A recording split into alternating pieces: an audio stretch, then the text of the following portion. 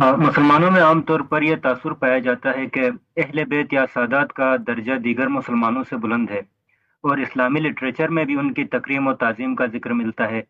تو کیا یہ تاثر اسلام کے بنیادی فلسفے یعنی مساوات و برابری کے اصول کے متصادم نہیں ہے؟ میرے علم میں اسلام میں کوئی ایسی بات نہیں ہے۔ اہل بیت قرآن مجید میں رسالت مآب صلی اللہ علیہ وسلم کی ازواج مطہرات کو کہا گیا ہے۔ عربی زبان میں یہ لفظ گھر والوں کے معنی میں استعمال ہوتا ہے۔